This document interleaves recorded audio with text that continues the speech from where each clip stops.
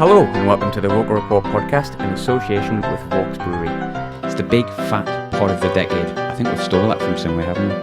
If your family still hasn't come to blows this Christmas period, do turn up the volume and we'll see if we can help you by reliving the most miserable decade in Sunderland's history. A 4-year contract for Jack Rodwell, deciding not to sign Ricky Alvarez and then still being forced to pay for him anyway, a star player sent to prison, a fan who went for a number 2 on his seat, Martin Bain and his ever-growing watch collection, fans crying on Netflix, successive Wembley defeats, and a little bit more we'll be discussing some of the most hideous moments of the decade, but hopefully we'll be able to cast your memories back to some of the finer moments of the decade: the Stamford Bridge demolition job, cheesy chips on Wembley Way, the Great Escape, 6 in a row, and relegating the Mags.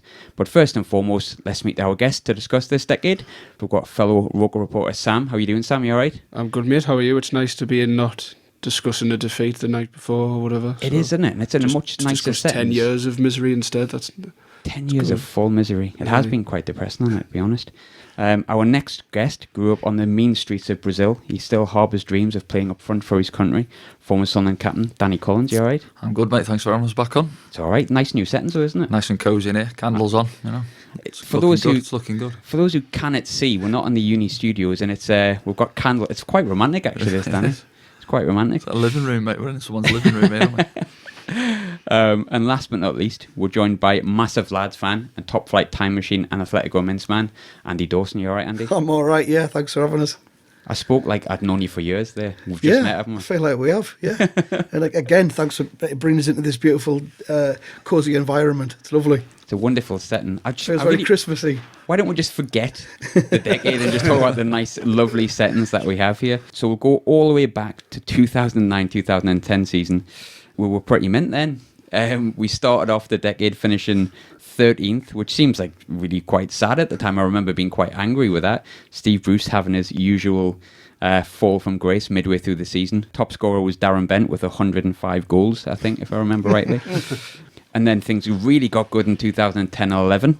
We signed Asamoah Gyan for £13 million, and that everything was going to be rosy and fine. We had that Wigan game. Ever remember the Wigan game when he scored in his debut? Mm-hmm. Yeah. Henderson, nutmegging Cross, Figaro or something like that. Steve Bruce will remind us of this. We finished 10th that year. It was as a result of the final game of the season, wasn't it? We leaped from 13th to 10th or something, or I think just on the last result. Did Newcastle drop a 3-0 lead at half time or something? But it was a big jump right at the end. But yeah, Asamoah Gyan, I mean, you know, we signed a player whose nickname was Baby Jet. And anything seemed possible then. And now look at us. God. Oh, God. And then the season after that, that's when, I think this is when things went a bit pear-shaped, lads, because that was when we basically sold anyone who was canny mint up front and signed Nicholas Bentner. Oh, God. But Bentner was our top scorer the season after, and we finished... Where did we finish that season? Oh, we finished 13th, because we had that really good run under Martin O'Neill, didn't we? Mm-hmm. Do you remember that little 3-month period where everything was just glorious? Not really. I remember going to West Brom thinking we're going to win every game and got beat 4-0, and that was kind of the end of that honeymoon period. Yeah. David Vaughan's own goal when he fell over the ball into his own net. Nice, yeah, remember it actually. I remember Lee Cattermole just looking at him like, what are you doing? Why have you just fell on the ball into the back of the net? It's pretty horrendous that. Season afterwards, signed Stephen Fletcher. I always say things would have been okay if that Reading game hadn't been called off. It was like an hour before kickoff or something. An hour before kickoff, like it was raining. It was the first home game of the season, and instead our big game was against Morecambe, wasn't it? Yeah. Was it Morecambe? And then it would have been all very different, wouldn't it? Did we get the quarterfinals of the cup that year? That was the same David Vaughan game, wasn't it? Was that Everton knocked us out? Or was that different? Aye, that was the David Vaughan fall. I think I'm getting my ears mixed up. It's all been quite a mirage of horror and blur. Yeah, couple of solid mid-table finishes here. What are you on about? I know. Oh, it soon goes south, don't worry. It was the Great Escape after that. Connor Wickham being mint for about 4 games. Then the Jermaine Defoe years, pretty much. After that, finished 17th. Then we finished 20th. Then we finished 24th in the Championship. And now we are in League One. But on to the good news. We're going to start picking our favourite home wins of the decade. So we've asked, basically, we're calling it the ROKER Report Best of the Decade Awards. It's not really catchy, is it? Is that that's all right. It's not going to catch on. Could have been a bit better. Could have come up with something slightly better. We've asked our followers to nominate the finest moments of the decade and our panel's going to pick the best from each, including a best 11 of the decade. So I'll go in. I mean, again, I'm going to discuss the room, and no one can tell where he is. I sat. Sam's opposite me. Andy's sort of close to me, and Danny's the closest. So we'll go Sam, Andy, Danny. All right. So favourite home win. We've got 5 choices. Feel free to pick your own, though, and your memories of favourite home wins. We've got Spurs 3-1 in 09-10. The Man City 1-0 home win, which could be quite a few. I think it's the Poyet one. We've got Newcastle 3-0. i.e. the one where Stephen Fletcher scored that quality goal. Kabul over the top. Chelsea 3-2. Don't need to remind anyone of that. And Everton 3-0 at home. The Lamine Kone game. Yeah. What was your favourite? They're all great shouts. I remember the Tottenham 3-1. That was not one of my earliest memories. I was about 10, 11, but... Jesus, that makes me feel good. I remember, didn't Bent miss 2 penalties, didn't he? We did. And he scored one. He could have had a hat-trick of penalties, but I remember we battered them, and then they started to get back in the game, and Zenden scored that goal where he was about 50 yards off the floor, wasn't he? But no, that was a great one. I think for me, the Chelsea one sticks in my mind, and it might be because it's more recent, but that game where we scored, Barini scored, and then Defoe scored after. I remember when Defoe scored, he took his shirt off, he ran over the corner where I'm sat, and it was mental. Like I think for me, the Chelsea 3-2 it definitely sticks in the mind, but they're all good shouts, and it's made us very excited actually looking back at that list. It's quite happy times. Do you not want to go for the Morecambe in the League Cup? Do you know when? No, it crossed my mind, but no, I think I'll stick Chelsea. Jack Rodwell brace. Do you remember those days? The heady days of Jack Rodwell braces. Andy, what would your choice be? Towards the end of that list that you read out there was the Chelsea 3-2 and the Everton 3-0. I think they were both in the space of about 3 days, 3 or 4 days. Proper heady days. It was for me. It's the Everton one. I think because it was the one that kept us up, and it was a night match, and they were always a bit extra special. Yeah. Kone scored 2 goals inexplicably. Sam Allardyce did his little dance on the pitch at the end. Was it the Hulk Hogan moment? Yeah, I think you'd call it a dance, I'm not sure. Some kind of thrusting rhythmical movement. But yeah, it was that one. It was just fantastic. I mean, the culmination of those 2 games together that we had to get something from in order to stay up. But that whole kind of 8 months or whatever it was that Allardyce was in charge, it kind of grew and grew. And I never thought we were going to get relegated. And we escaped with those 2 games, and the Everton one for me really sticks in the memory. And really looking back now, it was the night when a chapter closed in the history of the club. Yeah. You could say that was the night we died, almost. Yeah. Because it was David Moyes after that. And then we've never, I wouldn't say we've never looked back. We've never looked up. We've never almost looked anywhere, since then. So that was quite a really significant night in the club's history for me. And it's just been downhill since then. So that one really sticks in my mind. Do you know what David Moyes, right? And I was thinking about this the other day. I actually wanted him when he first came in. Can you ever remember not wanting him when he first came in? It was a kind of, I mean, I never want Allardyce to leave. I thought Allardyce was great for us. I thought it was a really great fit, but we'll come on to that later on because I've got more to say. But in terms of Moyes, it seemed as though it would be a continuation of what Allardyce had done. He had that similar kind of quality about him. Obviously, it had gone wrong at Manchester United, but that wasn't a good fit for him. Whereas we were almost like an Everton-type club, where you would thought he would, nothing flash, nothing fancy, but he'd put together a team that would kick on from what Allardyce had done. But, hindsight's a great thing, isn't it?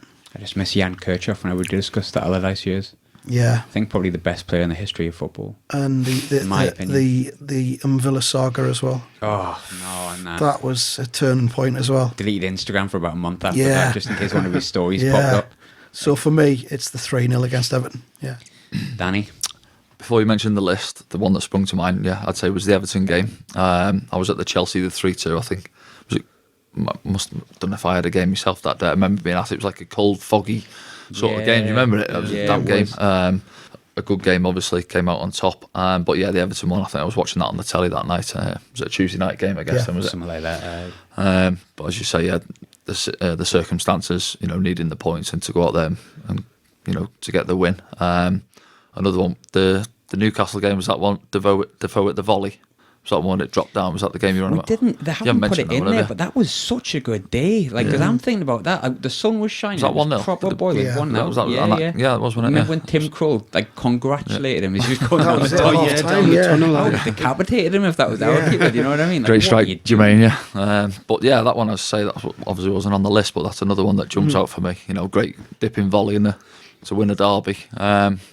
So yeah, but I'd go for the Everton one if I had to pick one. I'd probably go for the Everton game. Yeah, the Barini one's not on the list either.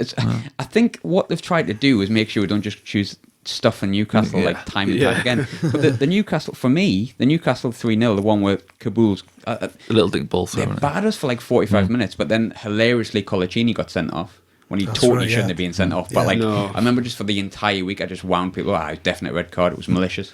Like for the entire week, just because it was funny. Before then as well. But they did beat us on corners that game. They beat us on corners. Do you remember that? They beat us on corners. Don't remember that. Was that mentioned a lot at the time? I can't really remember. I mean, there was rumblings of it. Right. Rumblings of it. Got to take what you can get, haven't you, really? It was beating us on corners, more possession. It was good when... Do you remember before the true Geordie was the true Geordie? When he was just a Geordie man that shot? Well, he still does the same, doesn't he, pretty much? Similar. I remember, like, dying to get in and see how bad his rant was going to be. And the opening line was, "We destroyed them." It was 3-0, mate. He started winding himself up more and more the more he talked about it as well, which was beautiful, really. The true Geordie brings up a different conversation entirely these days, doesn't he? It's really hard to decipher away from the Everton game, innit? Because it was class, and it was always just the way Kone smashed in the second, and you just knew Sunderland weren't going to do with Sunderland, and we'd also coincidentally relegated the Mags.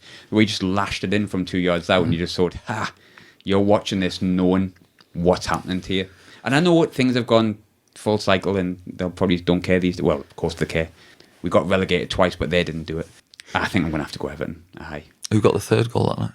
Van Aanholt got the other one. Van Aanholt got the defenders, I think. Getting the job done. Kick, didn't he? Yeah. And it was all nice because he ran over to Sam Allardyce and he was just like, jumped on him, look at you, you've made us like an actual football player. I mean, you made us 14 million. That should have been the making of us that game. I remember we had Kabul and Kone, we thought centre-half partnership for years. Van Aanholt, up-and-coming left-back. To be fair to Yunus Kabul, though, I mean, that was a good price, wasn't it? 3.5 million, exactly what we paid for him, Martin Bain. Thanks very much for that. No. Thanks, Martin, if you're listening. But that era under Allardyce, I mean, that second half of that season, we lost 4 in the last 19 in the league. One of them was against Leicester, the one against City. And that's, I think if that had been across the season, we would have finished top 10 probably. Yeah, easily. So, never mind. I remember speaking to one of my first ever interviews I did after that, and it was Martin Smith. And I said to Martin Smith at that time, it was before the Allardyce to England rumours even came about. And I said, where do you think we'll finish? He was like 9th or 10th. And everyone was just supremely confident. And it was based on factual information. It wasn't just like, we just stayed up by the skin of our teeth like we'd done previously. We actually went on a good run of form because we were absolutely shocking up until about January. Then he brought in the 3 Ks, Kone, Kazri, Kirchhoff.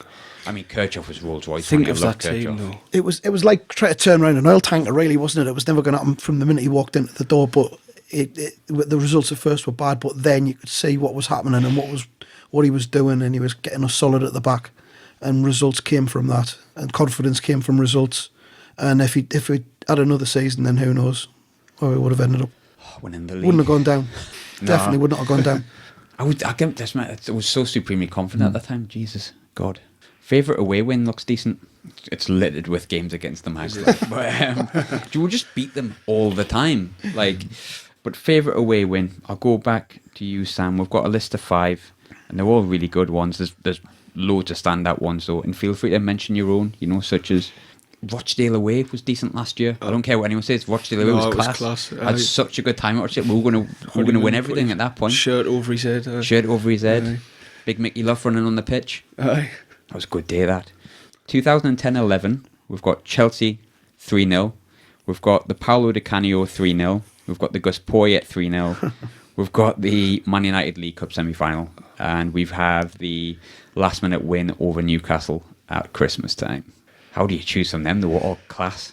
Oh, it's hard. I think, looking back, it's got to be, for me personally, the Man United in the semi-final, being there with 9,000 Sunderland fans. I mean, if we were allowed, we'd all still be there singing. I mean, I think the stewards had to come up and tell us to leave after the match. We were there just singing, and I think even after that, every game we played, even if we were getting beat, we were just singing Que Sera Sera, because we didn't care about anything apart from getting to Wembley. The way it happened as well, with De Gea, Bartley scoring a screamer, let's say, instead of a De Gea mistake. And then turning round and seeing, was it Hernandez? Did Hernandez score? He did his best to miss as well, I think. And then the penalties. But no, I think it's got to be that for me. But 2 games that aren't in there, and I might be a bit biased because I went. I remember my dad turning around and saying, do you want to go to Man U away and Chelsea away in the space of a week in that season? And Larson scored, and we beat Chelsea with Altidore falling over his own feet to get a penalty. I still say that was a pen, that, you know, I reckon. Oh no, what did they call the lad again? I can't pronounce his name. Azpilicueta, that's the guy.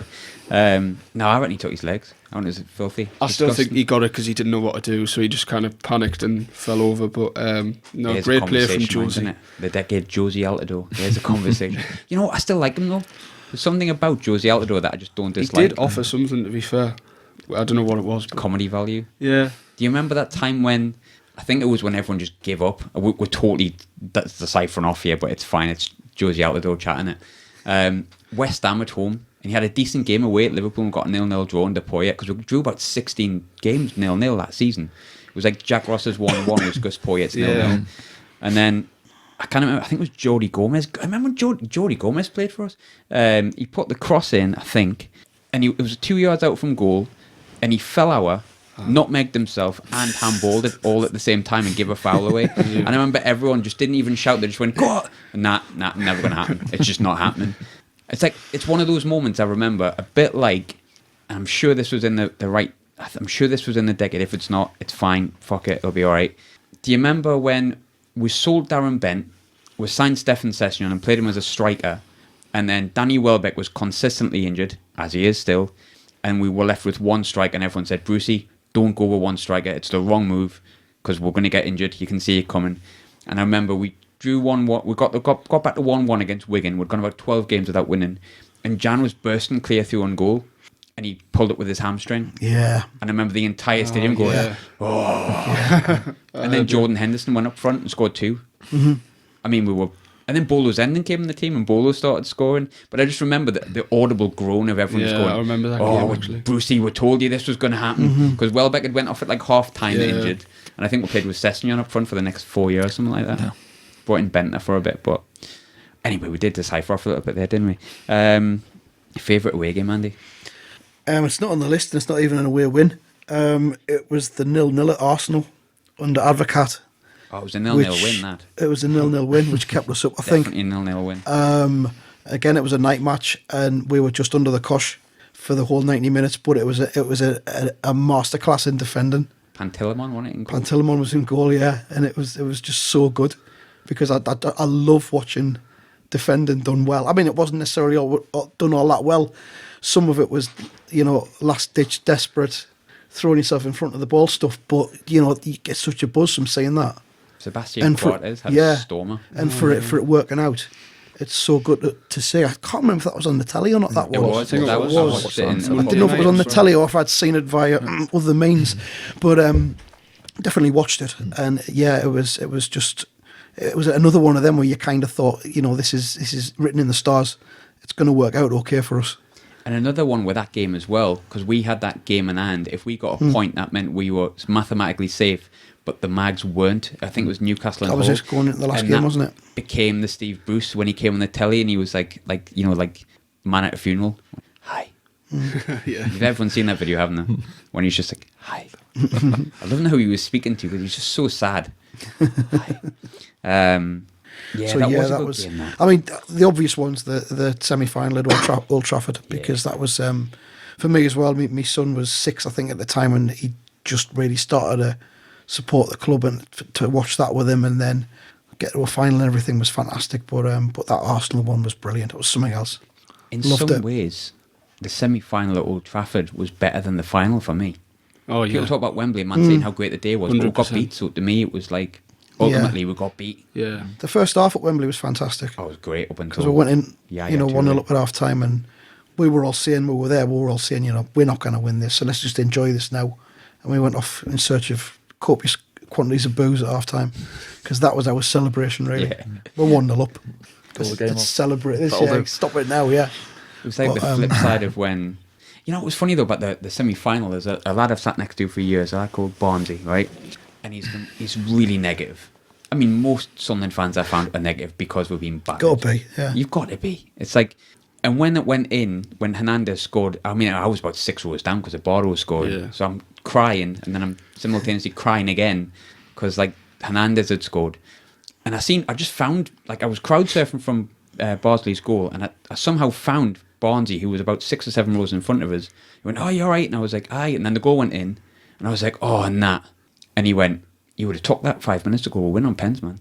And I remember it was the only time he's been positive, and I suddenly went, "Oh my God, we're going to win. We're going to win. It's going to be fine." Then we missed 2 penalties. The worst penalty shootout. Yeah. Horrendous Still one. got It was through it. 2-1, wasn't it? They only scored 2-1. 2-1, yeah. Every time someone had a chance to win, they just missed.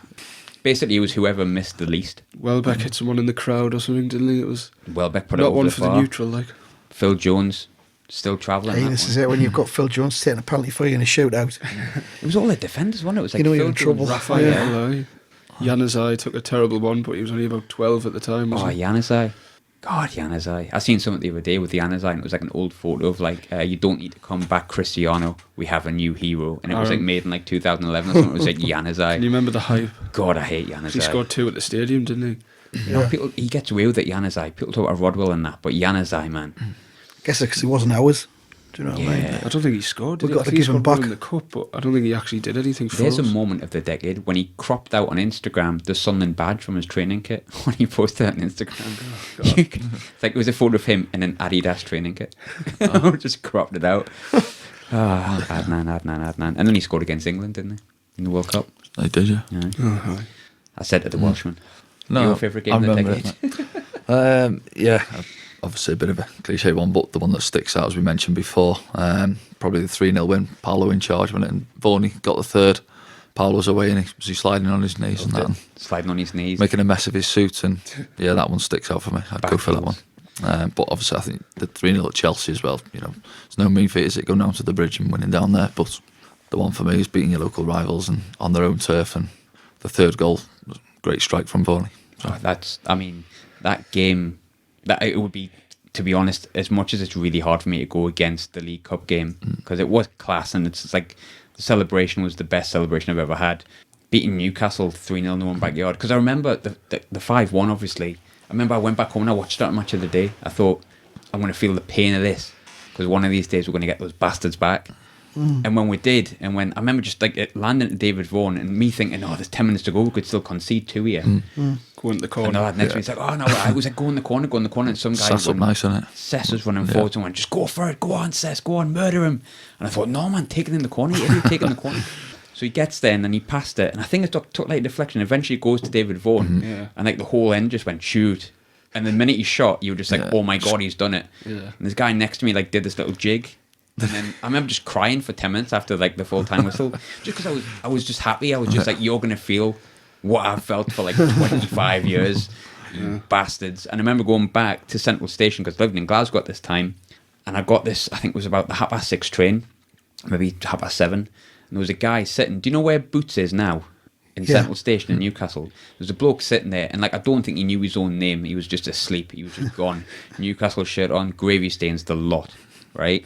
And he just suddenly shut up as I kind of walked past him. I had no colours on, because obviously I'm not that daft. I went back home, changed, got on the train to go back to Glasgow, but he just shut up as I walked past him and he just went, Magam bastards. And I was just like, oh, you have no idea how much you've just absolutely made my day doing that. It's brilliant. I wish I knew who he was, just to be like, mate, you really made that day. I'm going to go Newcastle 3-0, Paolo. Yeah. I'll just like Something to note that we Paolo had Danny Graham up front that night as well. he absolutely tortured Steve. We should have had a penalty, I remember. He got taken down or something, I remember. But when I Favourite saw the moment of lineup the with decade. Danny Graham, I didn't really predict a 3-0. Like. Favourite moment of the decade, though, Stephen Taylor straight into the post. Not the same game, but good day that. They put it on the big screen and class, we all man. started cheering. They had to quickly take it off. I remember just like you could hear because it was opposite end to us. We'd hear the, and you were like, Well done, Stephen, lad. Well done. He was due that, mate, after diving when he won the penalty against Steve Malbronx. Remember that one? I do remember that one. Yeah, when he celebrated it as well. That's it, yeah. He probably jumped up and it should have been disallowed when they saw his celebration. Stamp collector. Aye. If you're listening, Stephen, I still don't like you, mate. So we'll move on to good choices here. There's about 7 choices, and I know for a fact we're going to have like differences of opinion on this because there's many good favourite goals at the Stadium of Light. So the list we've got: Zenden against Spurs, we've touched on, unbelievable. G versus Man City, a goal that would have been killed by VAR. Fraser Campbell versus Norwich, decent one. Barini against the Scum. Defoe versus the Scum. Kazri versus Chelsea. Defoe versus Chelsea. I'm trying to think if there's something I'm like forgetting from that list because there's been some goals. Aye. What about Barini against Man United Boxing Day? Game was finished, but he brought it down on his chest. I remember Sky Sports shared that the other day. The beauty of that. Beach ball v Liverpool. Beach ball v Liverpool. Yeah. Beach ball versus Liverpool. That was bizarre. That I didn't know anything was wrong with the goal. I remember just after the game, rang me mum and she was saying, "Oh, can you believe they allowed it?" And I just thought it went in because I'm at the other end of the stadium. Yeah. Didn't have a clue what happened until I got home. Steve Malbronk. Oh no, that was 2008. No, let's forget about it. Alright, so Sam, favourite goal if you had to choose one? It is nice to reminisce all of them, but I think if you're talking about, because it's hard, because if you're talking about goal as in like what a goal, there's the likes of Defoe against the Mags, Brainy against the Mags. If you're talking like just sheer like Sunderland, for me, just a goal that makes no sense is Jadon Wong against Man City. That game, just how they didn't score. I remember when I think Mick Richards had a rebound that he for some reason headed into the floor. Headed off the floor and into the bar. Hit the bar. Right. We should have lost about 10-0 realistically, and then Larson couldn't even move his legs for the goal. He had flu, didn't he? He had a kick at McLean, then he just collapsed, and you're watching Martin O'Neill scream and getting into the corner, and then Jadon Wong, who is such a strange player for me, just thinks, "Oh no, I'm going to just tiptoe around Joe Hart here and tap it in," and then he gets a shock with the celebration. Someone kisses him. It's the most Sunderland thing I've ever seen in my life. But it was quite romantic as well. It wasn't just like, "Oh, you beauty, there you go." It was like, no, he meant it, the lad. Like he'd been planning that. Yeah, I bet you 10 quid if he was here right now with the candles. New Year's Day, wasn't it? New Year's Day. Oh, there you go. I was absolutely hanging. Emotions still running high from the night before, obviously. I remember thinking, again, everything was going to be all right then. But I also remember thinking he was going to fall over. Because he did that thing where he rounded the keeper and you're like, "You're in, mate, what are you doing?" His legs had gone by then. And then he kind of just wobbled and I was like, "Whoa, oh no, sorry, he's put it in." I still didn't think he was going to score once he was past Hart. Even no one was celebrating. Everyone was a bit more nervous because he had the open goal. Like, that's G. It's just the commentary was great. Sessegnon, G, back there. What was it, back to? Sessegnon, back to G, he's done it or something. He's done it, that was it. He's done it. What are the good goals we've had at the stadium? You know what? Kieran Richardson against Arsenal in the FA Cup. Straight from the corner. Volley, underrated. Gardner scored a screamer against Swansea, and was it windy? And he just smashed it on the volley from about 35 yards. Was that the one? He just shrugged his shoulders after it went in. I remember. I watched that it was Swansea. Sessegnon against Swansea. The one where he like cut in from he played like a 1-2 with James McLean and just curled it in. I think he got goal of the month. Yeah, it did. I think Chris Maguire against Pompey. Yeah, and he's Big Mac that day. Trying to keep the last few years out of my mind when I was thinking, but no, that's a shout. Like, I still got time for Chris Maguire. Just for the way he wound Pompey up last season was great. I mean, we haven't come on to it yet. Well, actually, you know what? I'm holding that. I'm going to hold it. Andy, favourite goal of the decade at the Soul? It's got to be Defoe against Newcastle for me. I mean, it won the match for us. It was the winner. And I was in the South Stand that day and I was just walking towards meeting my mate for a pint at half time because it was just before half time when he scored the goal. And I was right behind the goal as he hit it. So I'm walking along behind the goal, looking directly at what's happening. And it was just unreal. The way he caught it. He just caught it perfectly. And it was in the back of the net before Tim Krul got a chance to know what was going on. And I found myself hugging a total stranger who was next to us. So, you know, it's got all the elements of a classic for the ages, really. So it's got to be that one for me, yeah. But there's been some great ones, yeah. Just mostly against Newcastle. It was at half time as well, because everyone was just doing that for like 15 minutes. And you just knew we were going to win it because we battered them from the first minute. And I remember going, we'll just get that goal. Just needed that goal, didn't we? Yeah. Then Pantilimon just leathered it, and it was Fletcher that won the header. Popped up, man. Can't remember. I think it was. I think it They've was. missed out Fletcher's goal against Newcastle, actually. The header. No, the header was decent, but the one from the Kabul, that like breakaway in the 3-0 where like I think it was Mvila burst forward and then like Kabul just went, right, I'm playing left wing. Yes. I'm just going to put in this cross here like I'm Alan Johnson or something. You'll not remember Alan Johnson, will you, Sam? No, I thought you missaid someone's name there. I didn't know. The better left winger. Danny, what was yours? I'm staying with Andy, yeah. I've got to go for that one for me. Defoe's, yeah, I think that's the type of goals you probably, if you're practicing them in training, out of 10 you probably score 2 or 3. To do it against, as I say, your local rivals, it's the match winner. You obviously got a better view than most as well. Yeah. But yeah, for me, as I say, you catch one of them and it flies in the top bin as it did. Takes the 3 points and hero status straight away for the lad. So yeah, I'm going for that one. G's obviously a different type of goal altogether. You know, he's been a skill and weaved his way through. And you know, you compare goals in that type, but that's a great strike he's caught. It's sweet, and thanks very much. There's a couple being missed, I'm thinking, just as we're chatting. Sebastian Larsson versus Blackburn. The free kick. O'Neill's first game. Yes, but none of these are as good as Defoe versus the Mags. That's very true. I mean, it's really we've hard put to this to compare bed anything. now. Come on now. I was looking back and I was like, oh, I'm sure we've got Coming up some album fillers now, isn't it? Yeah, exactly. And then instantly I was just like, no, we're in League One. So Hipster choices. Yeah, I did that. Hipster choices indeed. Lyndon Gooch versus Charlton. None in the championship season. Luke O'Nine's diving header versus Southend. I can't think of any others really. No. It's Defoe, innit? Yeah. I feel bad on Bolo, but For 'cause I love goal Bolo. wise, it's got to be the foot. On his left foot as well. It was- Swinger, innit? Yeah. He cried. He cried Aye. after that. Yeah. It was that good. He cried. He said it was emotion. It was just because he just knew it was that good. Nothing to do with emotion. I think Tim Krul, as we've touched on it, celebrated with him. True Newcastle hero. Defoe.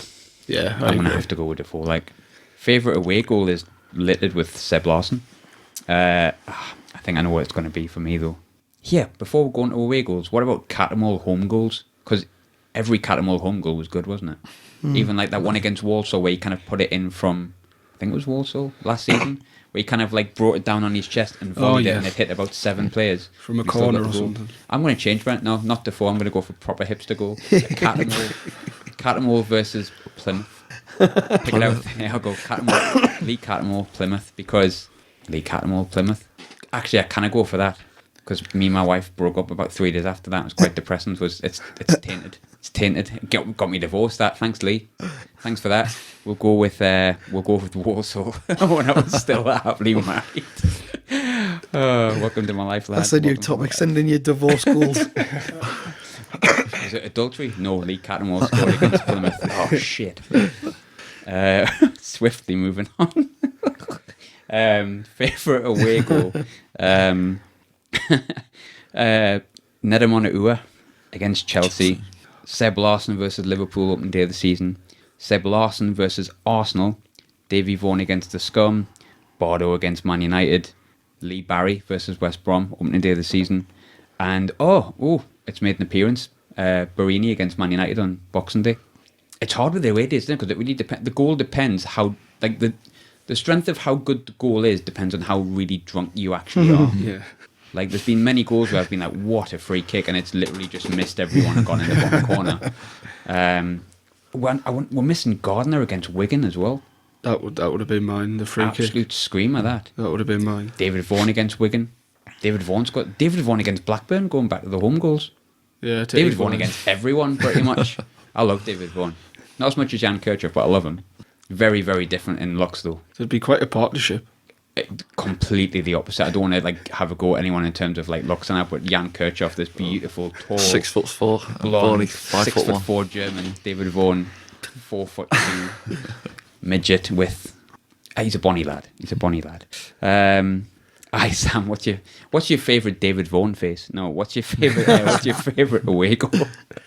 I think we touched on it earlier, but I'm not just saying this because we're talking about him, but I think it's got to be Vaughan against the Mags.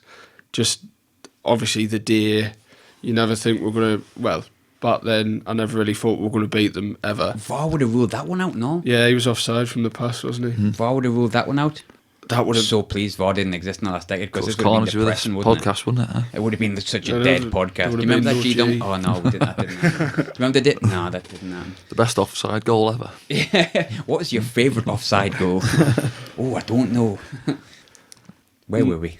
Favourite offside goal? That was it. Varney's gone. David I Varney. think it's got to be Varney's, but you touched on it. One of mine for being there was Gardner's free kick, because I remember the weather had just Peeing it turned down at half time. crazy out and the wind was that bad. I remember Sessegnon was holding on the post because he would have took off. He was only little, but no, it was mental, that. But like you were saying, it depends how drunk you are. Sadly for me, most of these I'm like 13, 14, so That's all right. That's a drinking age, isn't it? I wouldn't want to shop me dad, but I wasn't that drunk. You for just most of shopped him in, mate. That's too late now. You've just literally shopped him. it. Nah, I What's your think dad's name? we've What's got your to go Varney. Like we've got to go Varney.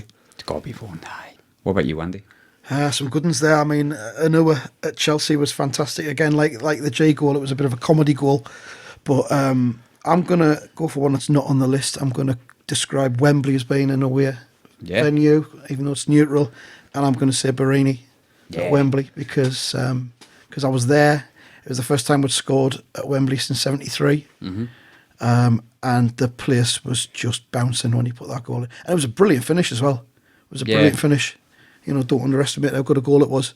And I was stood about 3 rows behind a fella with a horse's head on, which was nice to look at. Did you punch Real like her.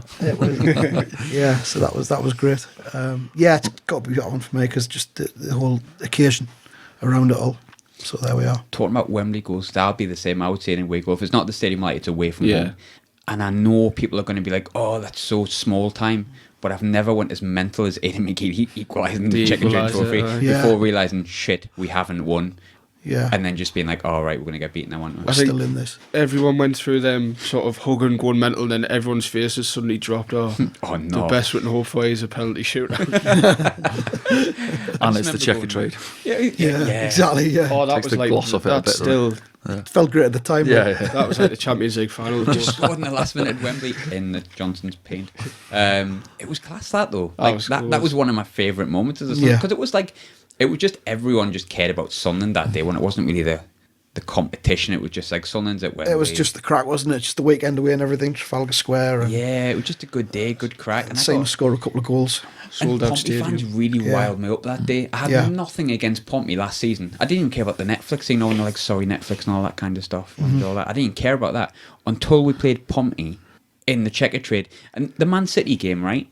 And at Wembley, everyone was lovely. Charlton game, everyone's lovely. Both fans getting on. Pompey fans just riled me the entire day. Yeah. The entire day, it absolutely did my head in. And when we ended up scoring in the last minute, when we totally didn't deserve it, if we're honest with each other, No. it was just class. And then it was just, then we got beat. And I wore a retro shirt with Cattermole on the back that day because I was determinedly Cattermole was going to score the winner at Wembley, and he did the opposite. Thanks, Lee. Divorce and my moment of sadness. Was your mate Barnsley not with you that day, telling you weren't going to win a penalty shootout? Huh? If Barnsley was there, it would have been all right. It calmed you down. If you're listening, Barnsley. Favourite away goal, Danny? One that's not been mentioned. Did Conor Wickham not score a decent goal away at Man City where he ran like from inside his own half with the ball? 1 jacket, 2 jacket, 3 jacket. When you set him up, aye. That was one that's obviously coming to my head, but the other two, again, Varney's strike, and I'm going to go for the defensive union here with Needham and Uwers down at Chelsea. Have you ever scored one like that? No, I haven't, mate. No, but What's your favourite Danny Collins goal? What is my favourite Danny Collins? or a header. Mine would be my favourite Danny Collins goal. You disallowed one against Villa. I know, mate. 92nd minute winner. Yeah. There Killer wasn't. that. Killer that. Ruled out for challenging the goalkeeper. Would that have been your second one? Did he not score the first, or was it Danny Higginbotham? In that game, down at Fulham I scored one, got chalked off, and then I scored about 5 minutes later. That's right. Header. Michael Chopra scored that day. Down at Fulham. Wonder what he's up to these days, Michael Chopra. squaring balls still, and I'm still on it. Every time I come on, he asks me about the chopper. Did he? Do you remember Michael Chopper when he went to clean on goal in the game? But I actually, Mince, I spoke to you the other day. I've actually looked it. You can't find it online. You can't find it online. I got on the other day. I thought I'm going to look this up now because you've asked me about 4 times about it. Because I'm and determined My dad still make was sure. mental if I mention it. Like. Because there was a big rumour going around that Danny twatted in one after it, and I'm determined to make the rumour true, even though he's told me about 7 times it hasn't happened. I really want Danny Collins to have killed Michael Chopper at some point, and that's why we haven't seen him since. No. He's been out in India, hasn't he? But To be fair, if you had killed him, you couldn't really admit on a podcast, could you? Because then you'd get time. Be quiet now. Is it still recording? Edit that, Sean. I'm going to go need a manoeuvres anyway, mate. I'm going to go. We'll come off Varney for a bit, even though that's my best result. You wanted to go with Varney, though, didn't you? Yeah. I'm gonna go with Varney. I'm horny for Varney. Horny for Varney. Just because of what I said before, it was class. Just when this big fat lad next to us just danced more than he's ever danced in his life. Just look now. It was like, I don't know if he made this noise, but he made that dance where most people go ooh. Do you know what I mean? Oh yeah, I do. Do you get where I'm coming from with that? I'm sorry if that doesn't come across well on podcast or radio, whatever that is. You weren't there. It doesn't matter. Oh, and now on to the interesting stuff. Oh, God, I've got something I'm dying for Danny to answer. But anyway. I'll wait, mate. I'll wait. It'll come, don't you worry. We're almost at like the team of the decade, right? And we're going through position by position. But first and foremost, we've got player of the decade. And you can sway from this if you want, but I don't know whether you will. The 4 choices that came up most were JD, obviously, Lee Cattermole, obviously, Vito Manone, and Phil Bardsley. But who would your player of the decade be? I think instinctively I'm leaning towards Cat. I honestly thought you were going to say Brendan Galloway. no, he's about fifth or 6th. God, I hated Brendan Galloway. If you hadn't mentioned him now, I would have never remembered. Was he a left back? Right. Or was he a centre back? Yeah, no, it was left back. Yeah. No, I remember Tyus Browning, man. I remember the 2 of them. I just don't know which one's which. Jake Clark-Salter. He's doing all right. Favourite moment of the decade, Jake Clark-Salter absolutely halving Adama Traore. Yeah, that was a good game actually. For no reason, Callum McManaman. We didn't mention that game.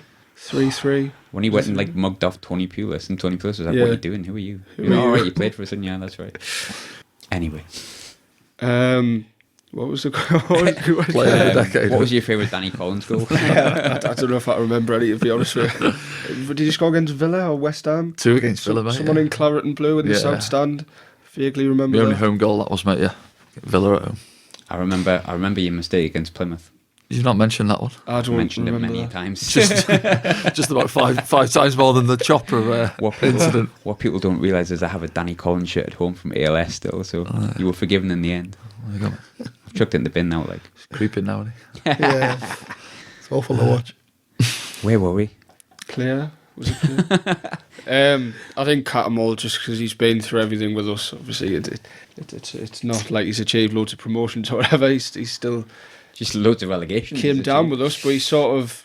I feel like... I know he's left now, but last season in League One, I think you can see it now. I think a lot of what we achieved was through to him running the dressing room. I think we're definitely missing him this season with the McGeady stuff. I'm not going to talk too much about this season, but you can see if Cattermole was still here, we'd have that person in the dressing room. I think he's stuck by us, and I do like Cattermole. Defoe's a shout though, because in my opinion, the last quality player to play for us, really, Defoe, definitely the last quality striker to play for us. And you've got the Bradley Lowry situation, which none of us will ever forget.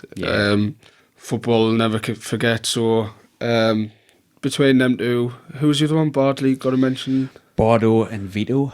Manone. I just love Vito. Is a good shout because of... he does look like the guy from Despicable Me, though. Oh, he does. What's he called again? Gru, isn't it? Gru, that's Gru, it.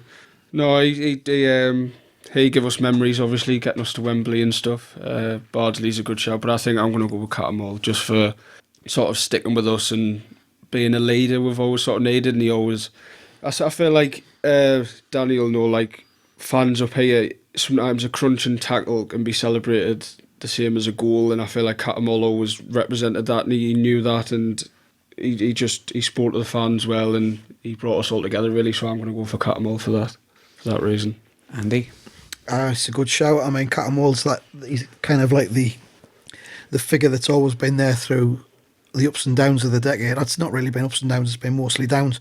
But for me, it's got to be Defoe, because he was just a cut above anything that we'd had. And as well, when we signed him as well, there was a lot of criticism that came to the club because he was, was he 32, 33 when we got him? Yeah. And we were giving him something like 70 grand a week. And, a lot of people were saying it's a complete waste of money, really bad judgment. But looking back, he kept us up in that time that he was with us until it went wrong and we did go down. He kept us up longer than we really were entitled to be up for in the Premier League. And, some great goals as well, including that one against Newcastle. So for me, it's got to be Jermaine Defoe. Also as well with the Bradley Lowry thing. Yeah. He reminds me of Niall Quinn and what Quinn said about Sunderland getting under his skin. Yeah. I think Sunderland got under Jermaine Defoe's skin. Yeah. And I think there's something there that's not going to go away. He'll be back in some capacity in the future, even if it's just as a returning hero, because that's what he is. He's a hero to Sunderland fans, and we haven't got that many of them. So from the list, that is my definitely choice. The one that stands out as a legend, isn't he? Yeah, even definitely. already like a modern day legend. JD, what about you? Yeah, the ones mentioned, I think the three for me would be between Bardo, Katz and Defoe. I think obviously you look at Catmull for the longevity of his time he spent at the club. He's been here for the duration of the decade and served well. Seen managers come and go, seen players coming and going. He's always been out there, as you say, rolls his sleeves up, gets on with the work and rolls his shorts up. Rolls his shorts up very high, gets his thighs up. But no, he's one that you want in your team and the going gets tough. And similar with Bardo for me. Obviously, played with him in my time at the club. Again, one you'd want in the trenches when the going gets tough, and could do with a few more characters like that at the minute. But and we've still never replaced him. No, it's just weird. Come and go, I just find that so bizarre. We've never had a decent right back since he went. No, but now got Conor McLaughlin. Yeah, well, there you go. Sorry, Conor, but no. And then obviously at the other end of the pitch, Defoe. As Andy's mentioned there, people were probably doubting him paying the wages he was getting coming in. I think people are obviously looking at his age at the time, becoming 32, 33, but still looked as sharp as ever and still proved a lot of doubters wrong. Without his goals, you say he wouldn't have stayed up with that season. But for me, I'd probably because I know him out of the three the best, probably go for Bardo. I'm going to give another hipster answer. You've got the cast and vote as well, I think, here, because we've got three different nominations. I'm going to deflect completely from all of them. Sorry, JD. Sorry, Vito. Sorry, Lee. Altidore. Well, he was kind of close to natural Scocco. But I just loved him, and I don't know what it is that I loved about him so much. He was like, and he's the nicest bloke. One of the nicest blokes I've ever met. Jan Kirchhoff. I just loved him. I've just always wanted a big German midfielder that's just class.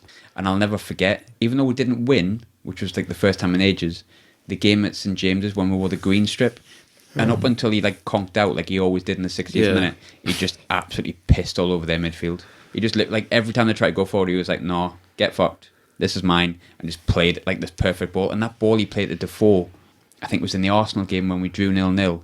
Like when he just won the ball, flicked it up, and outside of his boot, he just pinged it to Jermaine Defoe for about 60 yards. He wasn't here that long, and people. I was going to say that he threw him. How many games did he play for the club?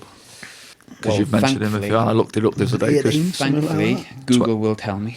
22. 22 games. 22 games. Yeah. The best 22 games I've ever seen. Though. Fear of the decade.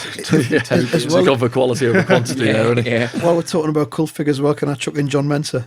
Oh, I love John Mensah. Because I used to love watching John Mensah for the first 20 minutes till he went off injured every week. That was always great. He was great, wasn't he? Didn't he have like? But then his hamstring would ping or something, and he'd have to go off. Yeah. He had like a broken spine, so it meant like his toe was injured every week. Like it was a spinal cable injury or something, and it meant his hamstrings weren't there or something. Yeah. Like he was the bionic man, but he was mint. He was great for those 20 minutes every week, and then he'd go off injured. Can you remember that game where like loads of people were like totally defranchised with England, and Ghana played England, and it was like this weird load of like Ghanaian Sunderland fans that were just like, and then Jan scored in the last minute. It was Mensah, Montari, and Jan were playing. Sully Montari at Bolton. Now there's an away goal for you. Yeah, you were playing that. Was that? I don't know if it was this decade, but it was meant. Was that night? I didn't play with him. He came after me. Did he come after you? Must have been this decade then. He wasn't very good. No, but he was good that minute. Yeah, he kicked it well. That in that instant, he kicked it off he kicked Zat it in the direction of Zat Knight, which what a hero. decided to go in somehow. Did he go on to play for Inter Milan? Yeah, that's where we got him on loan from. We signed Sessegnon from PSG and Solly Montori From Inter. from Inter. I remember watching the game against Stoke. We got beat 3-2, and they came out the tunnel, and I was like, "Whoa, look at that Solly Montori and Sunderland shirt." And then he was just really crap. Yeah. Like, he was actually crap. I don't like, remember him doing anything apart from Bolton, actually. He didn't really, it was just Bolton. Yeah. That was literally it. And then we sent him back, and he ended up playing. He ended up signing for Milan. He went from Inter to Milan after that. This is the bit I've been looking most forward to, though. Manager of the decade. There's been 52. 52 players this decade. 52 managers this decade. Some of the shouts, I can't believe they've missed one person out. And I know everyone's going to laugh at us again, but hipster answer is going to come out. But the choices we've got: Steve Bruce, Gustavo Poyet, Dick Advocar's in there, Big Sam, obviously, and Jack Ross. Who would yours be, Sam? Are you old enough to remember Steve Bruce? Yeah, just about. He's always looked like a cushion. No, Like a punched cushion. it's hard to do managers because I don't know. Because they're all shite. Have any of them been here longer than, say, 2 years? The longest Was it Bruce? running was Brucey, That's it, and then Bruce, Jack wasn't it? Ross. Yeah. Which is a bit depressing. Parkinson obviously deserves a shout. I feel like in a year's time he'll be up there. We'll be laughing once we promoted man at the end of the year. He's turned it round with his 4 loan signings and his free transfer. That'd be nice. I really don't know who to go for manager. I think Big Sam is the standout, but I'm still sort of in a huff that he left. No, I can't think. I think Bruce, when you were reading out before where we'd finished under Bruce, I think would take that now. I mean, that's higher than we are in League One now. Some of them finishes under Bruce. So results-wise, you're probably going to see a Bruce, but I think that we touched on it earlier, sort of after that Everton game, the team that Big Sam assembled, you likes of Kone, Kabul, Kirchhoff and Villa, Van Aanholt, the sort of togetherness we had relegating the Mags, and he does his, in quotation marks, dance with his blazer. We were unlucky to lose Big Sam. I think if Roy Hodgson hadn't been on corners. yeah, if Roy Hodgson had a brain, we would. I don't know if we'd still have Big Sam, but we would have had a good few years under him. But I still think he's the standout for me. But I think if you're going on logic and results, you've got to say Bruce. But I don't want to say Bruce, so I'm going to say Big Sam. It's not in there, right? But I'm going to chuck a new one in before we go into the team. But who's your least favourite manager? Because there's more to choose from with that. It's like if you choose your best ever Sunderland 11, it'll take you about 2 minutes. If you choose your worst ever, it'll take you about 2 days. Me and my mates did this the other week. We didn't argue once over the best one, and we're still arguing now over the worst. The centre forwards, there's so much choice, Yeah, but Andy no. Gray wins it every time. He was utterly shite. Only 6 foot centre forward I can see that couldn't jump. God, he was awful. Andy Gray. Is that this decade? No, that was. I was going to say, I can't remember. That was in my time. That was at Andy Mick. Gray was your time. Yeah, that aye. was. That was the 19-point That was- season, wasn't it? 15 points. season. Yeah, that was then. So we had them both in the decade previous. If we're going for that one, Radaprika's got to be in there, mate. Oh, Radaprika. Jesus. He had a quality debut, though. that Scored on debut, his yeah. debut, did he not? And Was then that one? he scored a second, but he punched it in. And everyone was like, oh, that was never a handball. And then you watch it back on the replay and Yeah, he it literally just did a Maradona. Radaprika. And then he came on against Liverpool and got took off after like 6 minutes or something because Roy Keane was like, what is this? Must have been the scouts we have from these days that scouted him. No offence, Tony. I don't know who that is. You don't know who Radaprika is. It's all right. You didn't miss much. Who's your least favourite? Manager. Uh-huh. It's got to be David Moyes. Parkinson slowly getting up there, but I feel a bit sorry for him, but I never felt sorry for David Moyes. No. I never will feel sorry for David Moyes. Moment of the decade, threatening to slap a female presenter. Yes. Wow. That happened. That actually happened. Same, we're in a relegation battle after After the Borough game. 20 minutes of Second being in a of the job. season. Oh, David. Yeah, David. Yeah, Mine as well. not a fan. I think is everyone's least favourite manager David Moyes? Can we just check this? No. No? Oh, No. right, okay, well, I'm going to ask everyone. First and foremost, favourite. It's got to be Big Sam. I still mourn what happened at the end of that season. And the fact he went to England, he was always going to go to England. It's the job he'd coveted for years and years. and it was just bad. It was typical Sunderland, to be honest. You know, we'd got a manager who seemed like a great fit for the club. He turned us around. We lost 4 in 19 at the end of that season, and it seemed as though the future was bright. But as I said earlier, it was the closing of a door in the club's history. Yeah. But it's kind of Allardyce because of almost what could have been, because it all seemed as though it was, heading towards a bright future. But as with Sunderland, just when you think victory's within grasp, defeat comes along, kicks you in the balls. Directly, like really hard, and like the worst one you could get. Yeah. Like it splits them open a bit and drops them out. Aye. That's what's happened currently anyway. Very much Who's so. your least favourite? Di Canio. I thought he was a fraud, a bluffer, a bullshitter, and a self-confessed fascist. So Mussolini there you go. definitely gives it away. David Moyes might have threatened a woman, but he didn't have a Mussolini tattoo. So, Di Canio. That's the decade summed up, isn't it? I know David Moyes wanted to slap a woman, but there was no Mussolini tattoo. So therefore, I'd never understood the clamour for Di Canio when he got the job, because he'd done nothing.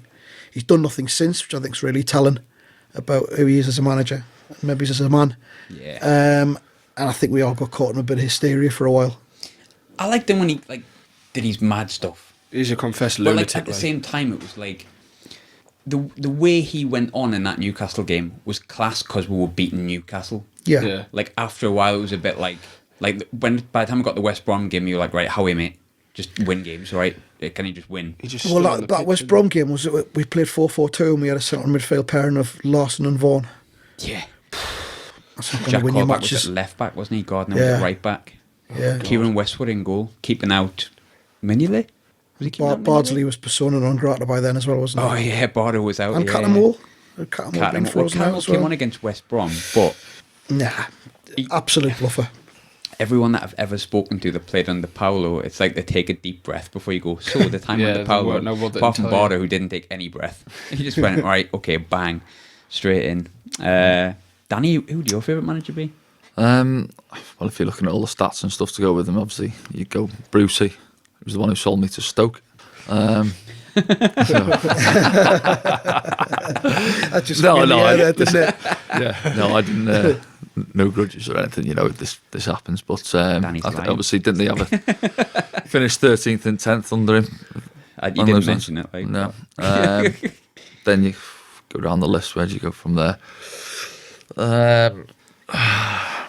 I think if you look at Jack Ross, the 2 games at Wembley last year, if you win the Checker Trade Trophy, win promotion, his status goes. Legend. Yeah, do you know what I'm saying? So if you put them 2 games, 180 minutes, well, it wasn't even that, it was penalties and 90 minutes.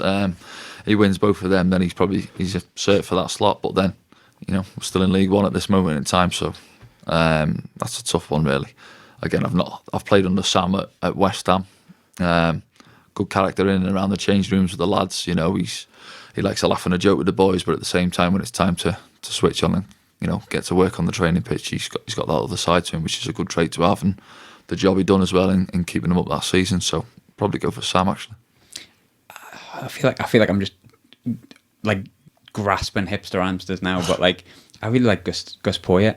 Like one of the best times of me supporting Sunderland was, I think growing up I was really lucky with Phillips and Quinn, and 97, 98 was like my prime mid-teenage years of supporting Sunderland, but like everything's been kind of shite since then. But that small period from like Poyet coming in up until like the end of the season was class. Like the whole year was just mint. I know everyone, speaking to lads who played under him, everyone spoke highly of him as well at the He club. was just a great bloke, and I think some people just got him I think some people got him wrong, and I just really liked him. And like that miracle game, I mean, we didn't just win a few games. We beat like Chelsea, Man United. We got that draw at City when we should have won. When Vito bumbled it over the net. Oh, it was horrible that when that happened, because I thought he knacked it, and I was like, anyone but Vito. But he was all right. He came back and did really well.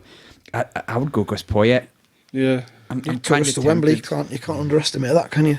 He brought in a philosophy of trying to play good football, didn't he? He was one of the only managers I remember. Well, he did until we got beat 8-0 of Southampton, and then he just went, oh my God, we're shite. Everyone just sit back and hope we're getting 0-0. I'm going to put Connor Wickham on the left wing. We're going to try and get it to him now and again. He also brought in Buckley and Bridcut from Brighton. Yes. Liam Bridcut's debut at St James's Park. In the Discuss. Why was he Sergio Busquets for like 90 minutes? In the yellow strip. Like, I remember looking at him going, I can totally understand why Lee Cattermole's been dropped now. I can completely understand that because Liam Bridcut. This is next class. level. He'll play like that again in a week's time. A in the midfield stadium, of Key, Bridcut and Callback that day. Callback Against the Mags. That was a good day, that. It was, right? Really good day, actually, because it was just a piss take for the entire day. Oh, we just hammered them all the way down about Wembley, no matter what the sank was, just Wembley. Yeah. And then we came all the way back and we were like 3-0, Wembley. And they punched a horse, or was that the game beforehand? They probably did. They probably did, but not on camera that day. It just wasn't as surprising as the first time. Yeah. And as a former vegan, I'm very offended. So on to team of the decade, which is the bit I've been most excited for, to be honest with you. So we'll go goalkeeper, and what I'm gonna do this time is I'm gonna make you choose. Oh no, hang on. Oh no, it's fine. Kirchhoff is in there. It's all right. So you're gonna. I thought if Kirchhoff was gone there, I was gonna be like, right, I'm gonna have to let you choose who you want. So goalkeeper, you've got 4 choices: Craig Gordon, Simon Mignolet, Vito Mannone, Jordan Pickford. All great keepers, like. Is there no thing on how many games they've had to have played for the club or anything? No, or just because you obviously want to get Kirchhoff in there. No, I was going to say. It's keeper. They don't have to have played in the position. They haven't got to play like 50 games for the club Yeah. or anything. No, just whatever floats your boat. Jan can do whatever he wants, pretty much. Team manager as well. Same with Seb, really. I've got a thing for Seb as well. Everyone has a thing for Seb, don't they? I think so. It's Seb. You've got to, haven't you? Yeah. Nice lad. Beautiful boy. You're drifting away into a Keep us, come on, keep us. Keep us. Keep us, yes. Back on point. Who's the best looking Sunderland player the past decade? David Vaughan. Brendan Galloway. Yes, goalkeepers, go ahead. Not the best looking one, just your favourite. Oh, they're all great keepers. I think, just for what I remember anyway, of consistency, I think Mignolet was just a cut above. I mean, I know it's a cliche, people say he's a good shot stopper. That was the first time I actually realised what it meant by saying someone's a good shot stopper, where he would just run in front of someone and block, like he would just... I thought you were going to say that he was bad on crosses, because he was when he first came, he was horrific. Yeah, well, he looked where he sort of... And then he left and he went to Liverpool. And I remember, first game of the season, I was in the pub. Liverpool was the early kick-off against Stoke, and he saved a penalty, and all of a sudden, in fact, we were all cheering in the pub, thinking he was going to like go on to be the best keeper, and he got dropped for Karius, didn't he, at Liverpool, which wasn't the best for his career. But I think Mignolet stands out for me as Sunderland keeper, as much as I want to say Pickford, because it's a local lad and stuff. I think if he'd had another couple of years, if we'd stayed up or whatever, easy, he'd be up there. But just for consistency and I think points won, I'm just pulling this out thin air, I'd go for Mignolet every day of the week. Andy? I think I've got the fondest memories of Mannone from that list, but I would go for Pickford because clearly played well enough and was good enough to bring in 30 million quid into the club. So there you go. You need that sort of thing now and again. Yeah, Pickford. Danny? And yeah, I'm going to agree. I'll go for Pickford in terms of probably I didn't play as many games as Mignolet. I played it for Pickford was out on loan actually at Preston the season before he got his number 1 spot here. And obviously as a centre half you usually you gauge your goal kicks and stuff, and I just remember this shelling it because he kicks a ball he's a joke with the ball at his feet as well. I know keepers are obviously mainly judged on their handling and all that sort, but his distribution is second to none. And obviously as you say, he's great season here, got his move. England's number 1, and yeah, a confident boy. And I go Pickford. Although Mignolet would be a close call. Yeah, Jordan Pickford for me. Pickford. A few people say, I've seen a few people when people have been picking teams a decade, and people have been picking Pickford, and people are saying, "Oh, he was in a team that got relegated, he didn't do much." I would just go back to his highlights reel from that season. The game against Arsenal, I know we got beat 2-0, but he literally saved us from being beat by 11. Like Pickford there was so many games he was phenomenal. Leicester, save against Bournemouth. Like, I don't think we would have won many games at all that season. I think it would have been a 15-point season as opposed to maybe a 10-point season as opposed to a 24 if it wasn't for Pickford at points in JD. So yeah, Pickford, absolutely. And then we're going to right back. Why did someone mention his name? So Sam, I think it's going to be an obvious choice, this mate, to be honest. But Bardo, Alan Hutton, blast from the past, Nedum, or DeAndre Yedlin. Probably the easiest one of the lot for me, Bardsley. Quite disrespectful that he's in the same list as Yedlin, to be honest with me. Who can't take a throw in at St James's, but we'll let it go. I remember that. Yeah, that's why. I'm not going to talk about that. But Bardsley for me, I remember when we were in the Championship, just thinking we needed a player like that, and he'd still walk in our team now. Of course, he would. He's playing in the Premier League, but he's sort of that dying breed of footballers where he just a hard case really, and he'd run through brick walls by the looks of things, happily maybe. But no, I absolutely loved Bardsley. Like when he was here, I remember he scored the goal against Man City when for some reason From left back when he should have squared it, but thought he turned into like Roberto Carlos and just bent it past Pantuma. No, Bardsley, easy choice, that one, isn't it? Andy? Yeah, Bardsley, no contest. Next. Yeah. Danny, surely. Yeah, go Phil. Yeah. You were sitting there thinking, Billy Jones. For the record, Billy Jones is my least favourite Sunderland player of all time. Yeah, as obvious as it could be. There's quite a list of There's a hell of a list, but he just sits there at the top, name like he's out the Beano. Like, crap. Scored against the Mags and I still wasn't happy with it. in the Premier League as well. Oh, God. That's just crazy. It's Bordeaux, isn't it? Let's be honest. Yeah. Gotta be. Bordeaux's. So your centre-back options. So obviously you're choosing left back, have we? two at this point. Do you want to go left back first? We'll go left back. we're going first. across the line, all right. No, we'll go left back first. That's just me. My OCD's all over the shop now, but it's all right. It's all right. Sorry.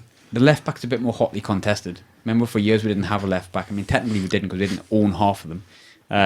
But left back's a bit more hotly contested. So Sam, we've got Rico, Keane Richardson, Danny Rose, Danny Rose, and Marcus Alonso, who is, if I remember rightly, fucking better than Pat Rees-Evra, and Patrick Van Aanholt, who wasn't a left back for a few seasons and then suddenly turned really good. Oh, that's not as easy as the Bardsley one. It's hard, isn't it? I can't really. When did was Richardson in this day? Richardson left about 2011. Was he right at the start? I didn't really think of Richardson as a left back, to be honest. I know that's sort of where he stopped playing, but no, it's hard out of them because I think player wise, I loved Alonso, and he still winds the Mags up now, which is superb. But it's really bizarre to see your player of the decade as someone who was on loan. So I mean, it's Sunderland, to be 50% of them are actually. Yeah. Actually, 75% of the right backs were Onaua, Hutton, and Yedlin. I think I'd go Alonso for player, but for being here the longest and doing more, I guess, because he was here longer. Van Aanholt, like we were talking about the Everton game, he scored the free kick, he got us up and running. Defensively, I still don't know how he's a left back. I remember we sold him when we used to call him Snake. I can remember when he left, and we played Palace the next game away. Absolute anomaly of a game across that. And I thought we were going to get battered, and we were winning 4-0 at half time. That was the first away game where I could drink, so I can't really remember much of that. But I think Alonso for player wise. Danny Rose deserves a shout, but I love Alonso, and I love how he still like tweets about Sunderland. And the Mags despise him, which is always It's going to be funny you talking about just drinking at this point. Like in like 10 years' time, you're going to come and do the next decade pod and be like, that was the first time I took heroin at Shrewsbury away because I couldn't bear to watch it anymore. Parkinson's still in charge as we get beat off at Boreham Wood. Yeah. Who would your left back be, Andy? I'm looking at this list and I can't get my head around it. We've struggled with full backs in general, haven't we, in this decade? I'm going to say Alonso just because I honestly don't know, to be honest. He was in that team that was, one of the better teams that we had in the decade. Even though he wasn't our player, but possibly Van Aanholt, but I'll go Alonso, just in the absence of anyone properly good who belonged to us and was a proper left back. So yeah, Alonso. Technically the position that you were replaced in. Yeah. Well, no, obviously you mentioned Kieran, and Kieran was in my time at the club, and he was obviously more of a midfielder, stroke left winger or whatever, but got shunted back in when I was down the road. I think I'd go Danny Rose. I think on the time he was here, he was obviously making a name for himself, if you like, coming on loan, he was learning his trade and doing well. Alonso came from Bolton, did he not? He'd been at Bolton, hadn't he? Yeah. I think, yeah, and he'd been at Bolton, but I think he's. That's right. I just think he's developed and become a better player since he's been at Chelsea, mate. He looks more comfortable going forward, as does Patrick Van Arnold. Even when you watch him for Palace now, he looks more comfortable. Him and Schlupp rotating, but I'd just go for Danny Rose. I think it's sort of where it made him kickstart his career, if you like, and then obviously he's gone on to Spurs and done well back at home there. I think it's really tough for me to choose between Rose and Alonso because I like them both and I think they're both as good as each other, but I would choose, for the same reason you chose Alonso over Danny Rose, because he was in a better team. And I think maybe that's a disservice to Danny Rose, because would Danny Rose have been better in that team? I don't know, but I'll go Alonso because I remember Danny Rose being solid for us and us thinking collectively, well, we've got him for this year and that's it, because he ain't sticking around here. He's better than this. Whereas Alonso we could have actually had. We should have, Because he went back to Fiorentina for a year and played at centre back in like a back three, a bit like Lawrence de Bock. Very, very different mind, but very similar. So you've got your centre back options. There's some decent ones. Why is someone put Michael Turner in there? He's there. So you've got choose two. All right, we're going 4-4-2. Right. Like, because even though football's moved on, football fans haven't. We still go 4-4-2.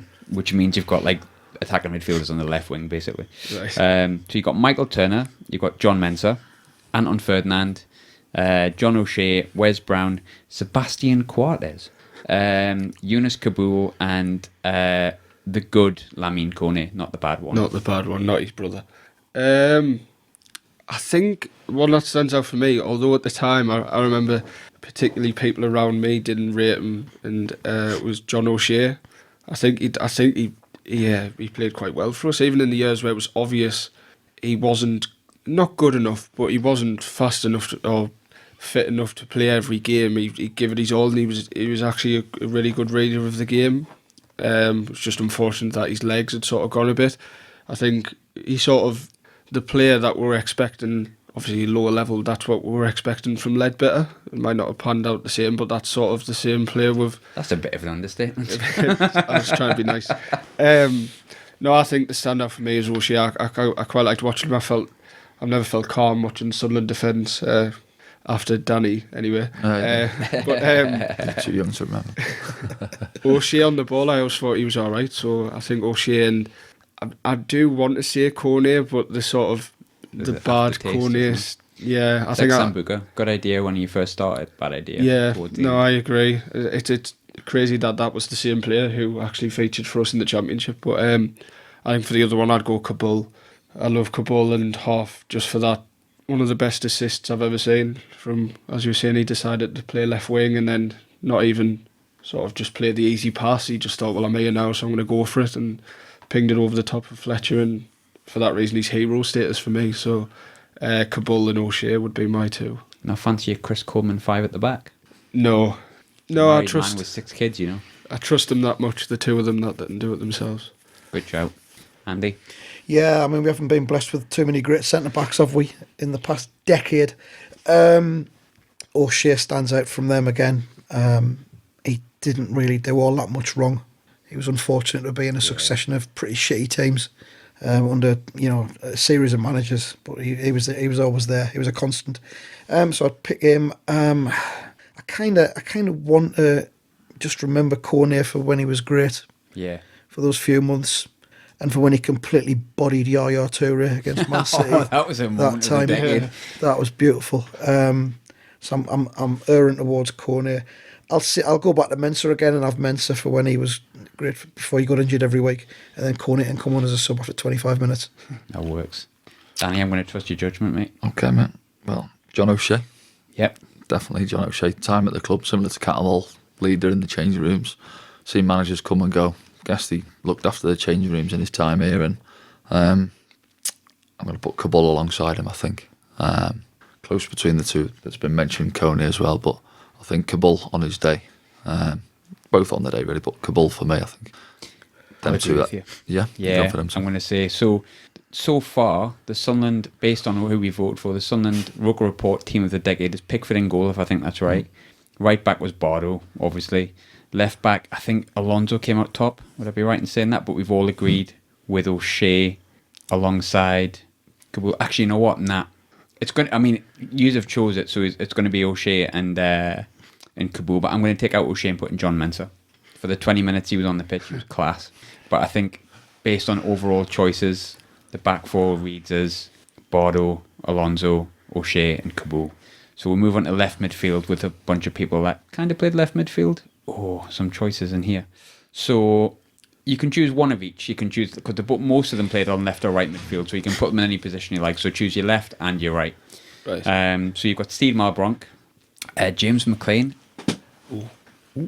Wabi Kazri, Fabio Barini, Bolo Zenden, Cess, Giaccherini, and Aidan McGeady. Ooh, it's a tough one, this, since we're going with a conventional 4-4-2. But I think I'm going to say Malbronk. I know he never really scored that many, apart from, I know you're going to shout Hull away. But it's the only league goal he scored. Was it the only? Maybe he missed a penalty. I remember that. Scored against Barrow as well. Oh, can he? He was just so good to watch. He's sort of like one of the only players I've watched where I know people say low centre of gravity, but he was sort of like nearly lying on the floor when he was dribbling past people. It was sort of bizarre. But I'd say Malbronk, put him on either side. I'm not just going off the song. He can play on the left or right. And I wanted to go Barini, but I don't think you can have a team without Cess in it, really. Because we're still, like we were talking earlier, haven't replaced Bardsley. I think we've ever replaced Sessegnon like remotely with an attacking midfielder or creative midfielder. So Malbronk and Sessegnon for me, with a close mention for Barini for particularly his on loan season, but also he didn't do that badly once we signed him before he did quite badly. So Barini should never came back. I do agree. What are we thinking, Andy? Barini's my first choice out of those, because at the time, I don't know if it stuck quite so much, but he was a proper cult figure. Yeah, he was. Among the fans. You know, we were all going around with the hand in our mouths, the imaginary knife between the teeth and all that. We all did that all the time. Yeah. At work, at home, at play. And he scored that goal at Wembley as well. And the one against the Mags and the Bollards. Exactly. Yep. Yeah, That. there was loads of great Barini moments. He never really fitted in when he signed permanently.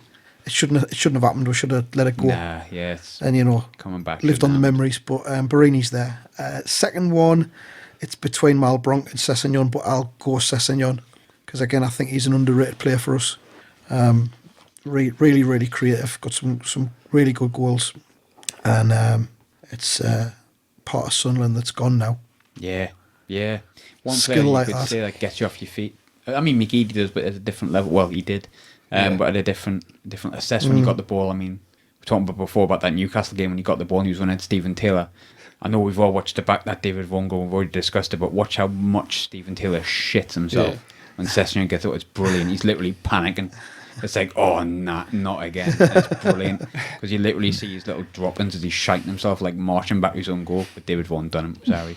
Yeah, those Can you two. tell I like that goal? So it's those two for me. Proper quality players. Yeah. Now you played with a couple of them, didn't you? Yeah, Steve Malbronk. Did he smoke 40 fags a day? I never seen him smoke. No. Oh, come No. on, Dan, man. No. You've ruined the chocolate Quietest rumour. man in football. You're ruining the Hard work Malbronk rumour. No, I've never seen him with a didn't roll into the training ground with a Marlboro light on the go. No. With cigars every time. No, but again, as Sam's mentioned there, technically probably the best player I played with in my time at the club. Put him in a phone box with 3 defenders with him, he'd still come out with the ball, you know. But end product, you mentioned he scored 1 goal. Obviously, I didn't know that stat before I came in, which is quite alarming for a lad of his ability. And Sessegnon, very similar type of player, probably more end product, so I'm going to have to put him in. And I was thinking Kieran Richardson. I wouldn't class Kieran as a left back. I'd probably play Kieran higher up on the left. And obviously, he went into the next decade after my time at the club. Scored the great free kick against the Mags as well, didn't he? I vaguely remember that. Yeah, so I'm going to put Kieran left midfield, and I'm going to go Sessegnon right midfield. Can anyone remember the game when Kieran Richardson played at right wing against Chelsea? And because obviously we beat them 3-0, so everyone remembers Onur and the Jan and the Zenden dance. But Kieran Richardson had a quality game just on the wrong side of the position he's on, just marking out Ashley Cole, who was the best left back. Yeah, I pushed him over for the Danny Welbeck goal, right? That's right. I'm going to go... I'm going to go Malbronk. So Malbronk gets in the team. Sessegnon's obviously got the votes ahead of everyone else, but I'm gonna go with Bolo Zenden. I just really liked him. I thought he was just genuine quality. Like, everyone remembers the Spurs goal, and he didn't play as much as he wanted, but Brucey for some reason decided not to play. Probably the best midfielder at the club at the time, in my opinion. But when he played, he was just class. Maybe an unpopular choice, but James McLean, for that kind of 6-month period when he came in, he really like invigorated the club in that like kind of period that he had when he came against Blackburn, because he just got the ball and ran. Yeah. The problem with McLean is after a while, getting the ball and running, you kind of get figured out. But for that 6-month period, he was decent. Barini, if it wasn't for him returning, but I'll go Malbronk and Zenden. But I think Malbronk and Sessegnon are the winners of that.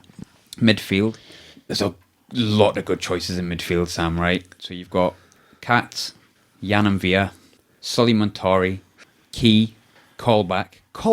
Why is Colback there? Is Colback there? Where's Lorik Kana? Yeah. Where's Colback in there? Is he suspended? I'm changing that. I'm not having him. Yeah, please do. It's only Absolutely 4 not and I a don't chance. like it. Not just because what he did. He wasn't that good, was he? No, he really wasn't. So we'll put Lorik Sana in, which I think was in this decade, wasn't it? He signed in. Brucey signed him. Yeah. Brucey signed, that's right. 09 So he season, just comes in. So Lorik Sana goes in there. Jan, beautiful, big German Kirchhoff. Jordan Henderson, unreal. Seb Larson, love Seb. Who would be your middle two? Just 2. See, this is probably the only one I've had to think about for more than 10 seconds without going. Actually, I've got to say Katz. Obviously, I can't say player of the decade and then not put him in the team. You could. It would just be weird. Yeah, I don't want to be that. Mvia and Kirchhoff are quality. I don't upset you. And not give Kirchhoff a mention. I do agree. But I think out of them, for consistency and sort of how long he was here, and I don't know if I just sit in the negative part of the ground, as I mentioned with O'Shea, but I remember Larson actually used to get quite a bit of stick, especially at the home games. Just jealousy. People just if his looks and whatnot. I think Catamol and Larson for me, with shout outs definitely to Mvia and Kirchhoff, because if we'd kept them two as the holding midfielders or whatever, would have been something special. But for my team, I think Catamol and Larson definitely. No Rodwell, no. Again, no. He might get on the bench if he wants to. He might not want to sit on the bench. Actually, no, that was unfair on Johnny Williams. I feel bad because there's nothing wrong with Johnny Williams. He was just sad and he wanted some dogs. I hope he got those dogs. Emotional if I think about that. I hope he got those dogs. I hope he did. I haven't even touched on them. You can get on the PC now. There's a Johnny Williams simulator game. What? Yeah, like them farming simulators. Sort of. Yeah. There's I might have dreamt it. There's a Johnny Williams one. Dream it up and make it if you haven't. It's like that Red Dead Redemption 2. It goes on and on for forever practically, but you just sit at home playing FIFA and hanging out with your dogs and that, eating crisps. Yeah, it's really good. Yeah, I probably did dream that actually. Getting hair transplants. Let's move on. he was canny though, wasn't he, Johnny Williams? He was a canny lad. Oh, aye. We all want the best for him. As devastated as I was when Charlton scored, it was like, oh, bless him. Look at him. Well, he's Ollie McBurney beard now. He's injured again, by the way. Obviously, but I was going to say by the time this gets released, he's probably fit, but he's not going to be fit. He's going to be injured again. God, sorry, Johnny. Sorry, mate. If you're listening, you were all right. It was just a shame. Just the way it was, mate. Darren Gibson, unlucky not to be mentioned. I've been driving in my car, boop boop, crash. Andy, what were you choosing again?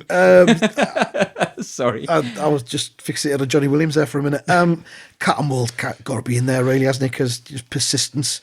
The second one, I like how it's not loyalty, it's persistence. It's persistence. Just stuck around when everything was shite. Yeah, just couldn't shift them.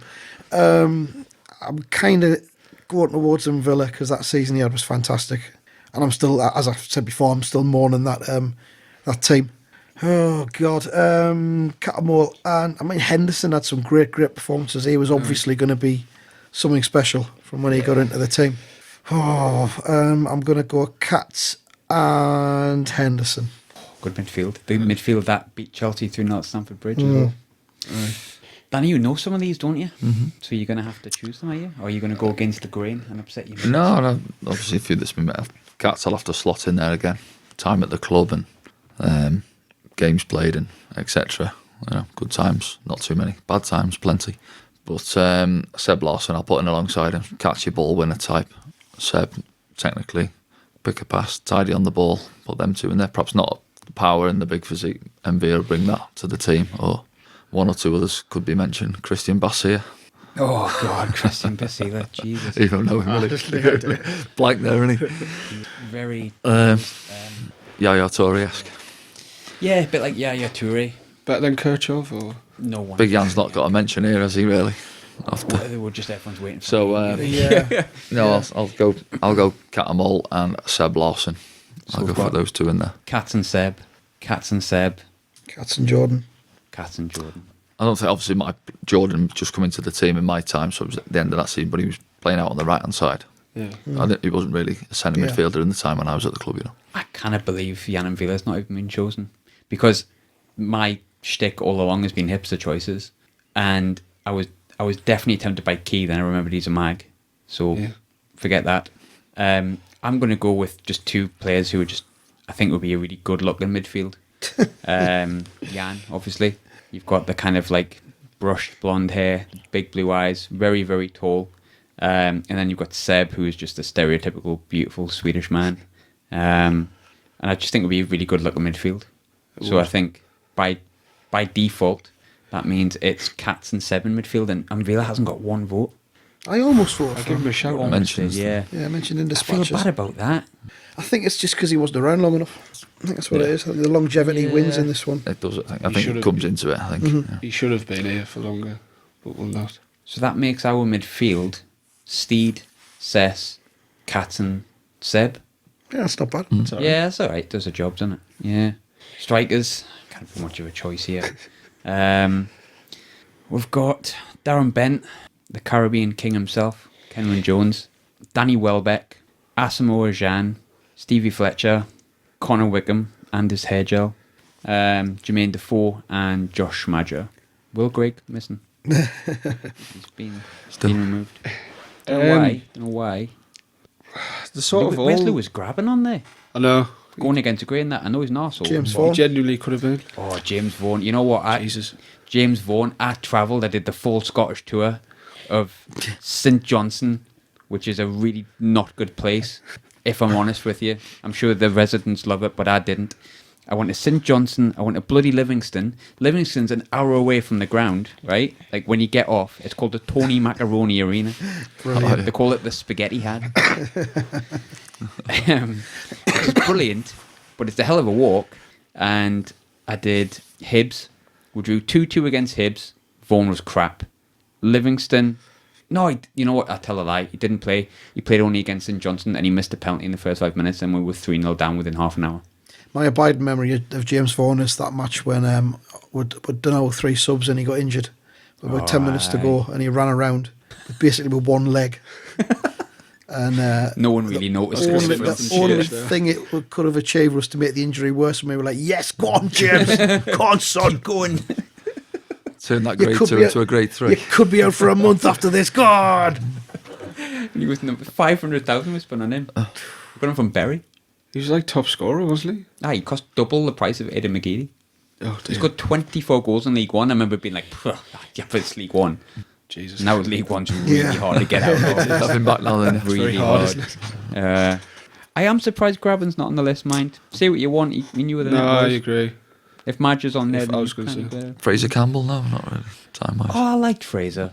I liked Don't Fraser think in the because of box. the game when after we sold Darren Bent, he was on the chairs at Blackpool giving it Yaldi. I think everyone likes Fraser. I like Fraser Campbell. Where's he at now? Huddersfield.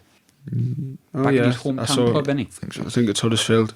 I think the strikers, to get back on point, I've veered off a lot. I think we're probably about 4 hours deep now, aren't we? It's actually Christmas Eve. It's the 22nd for the point of recording. There's only 2 choices, I think, really, but where would you go, Sam? Since you were like 3 years old when Stephen Fletcher played for us, apparently.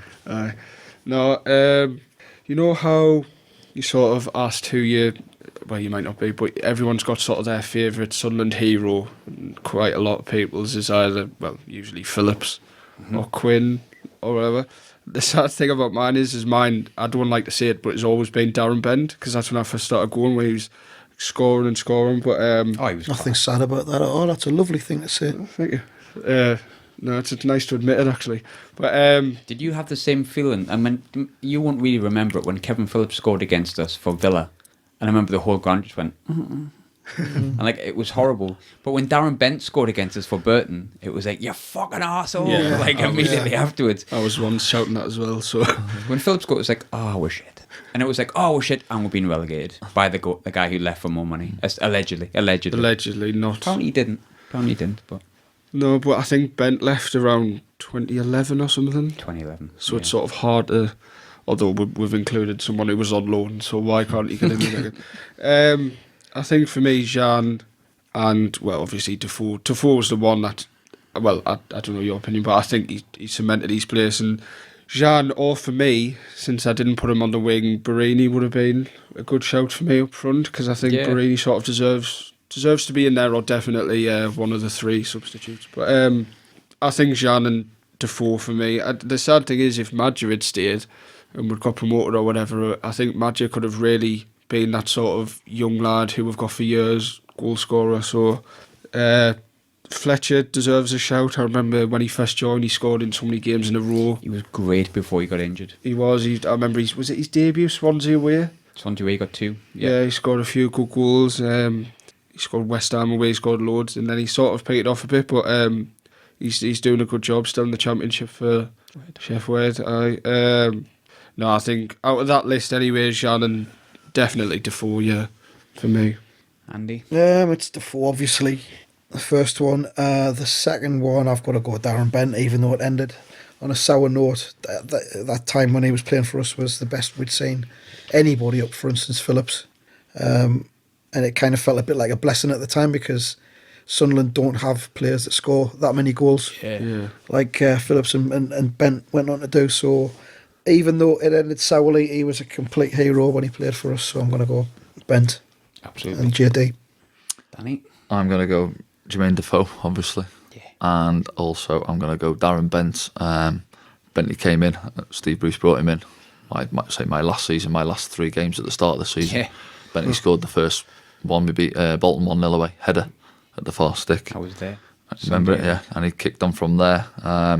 Training, very good finisher, good at in and around the box. Kenwin obviously has been mentioned on his day. I think Kenwin is a handful. I think John Terry's probably mentioned before, hasn't he? Yeah, the toughest player he thinks he's played against. But Kenwin could have them days, and other times, you know what I mean, if he didn't quite fancy it. Stephen Fletcher, handful, not the biggest, but good in the air. So there's a few in there, but I think we're going to go JD and Darren Bent for me. I mean, JD and Darren Bent have won it. So just for shits and giggles, I'll say Charlie White. Charlie White. Got a few to choose from. Because if I'm going with hipster choices all the way through, then I just agree with you again. I've just ruined the facade, haven't I? Scott. No, because I don't think Scott had the fair opportunity. No. Who's really, really shit? I'm just keep thinking back to the Championship season. I just keep thinking of Lewis Graben. Who did we bring in to replace Lewis? Ashley Fletcher. I'll go with Charlie White and Ashley Fletcher up front. Dynamite. You get at least 5 goals across the decade from either of them. No, it will be Bent in there. It will be Bent and Defoe.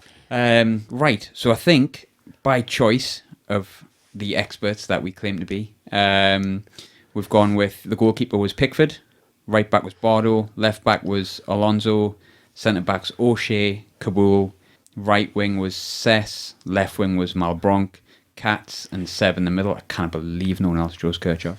And Bent and Defoe up front. Not a bad team, is it? Good team, that, yeah. It's a good team, that. Yeah. Say that today, wouldn't you? Yes. I would take the Championship team of today. At the minute, actually, no, that's a lie. No, you wouldn't. I'm talking utter shit.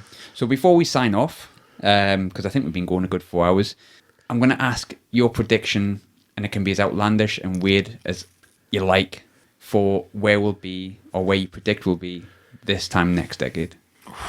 You start with me. Yes. So in 2 weeks' time, you mean? In the new decade? Yeah.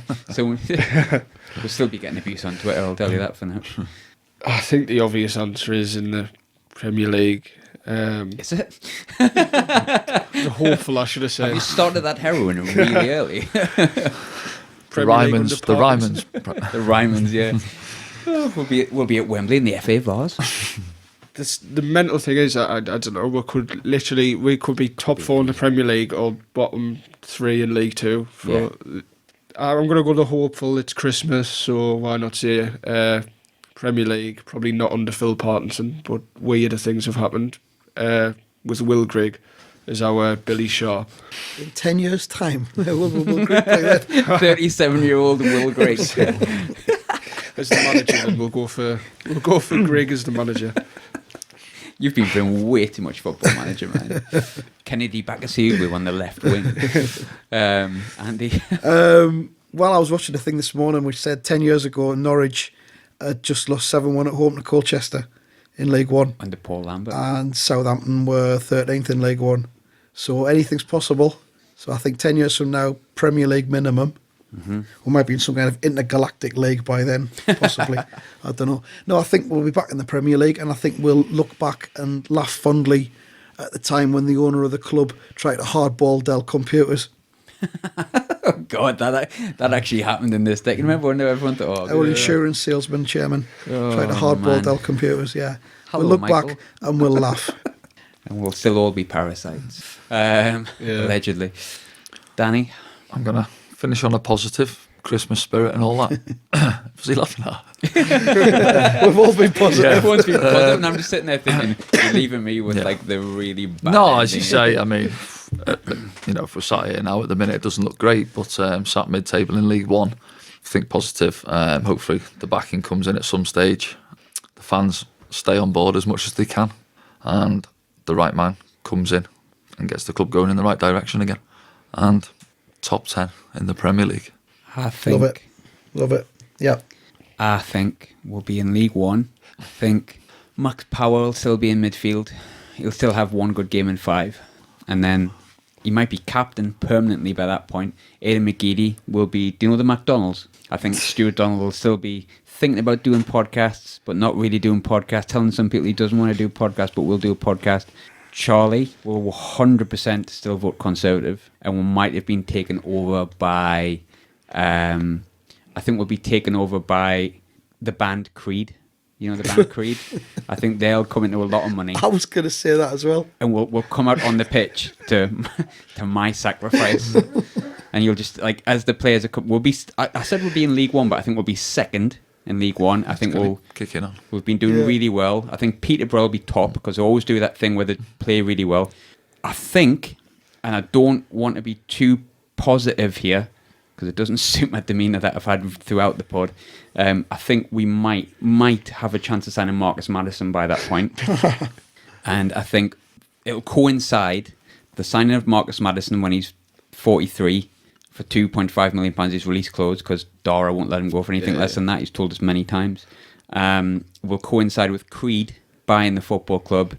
And I think rather than having a team coming out to Dance of the Nights or whatever will come out by then, it'll just be My Sacrifice, and it'll just be Marcus Maddison by himself. And you'll just hear the faint guitar, ding, ding, ding, ding, ding, ding, ding, and it'll just be that. And then it'll just be... that'll be it, yeah. And keep the faith, everyone. Something to look forward to. Keep the faith, Creed are coming. We've been the ROKER Report pod. This has been the big fat pod of the decade. And Danny, thanks very much. Pleasure, enjoyed it. Thanks very much, Sam. No, thanks for having us on. Thanks very much, Andy. Thanks for having us. See you in 10 years.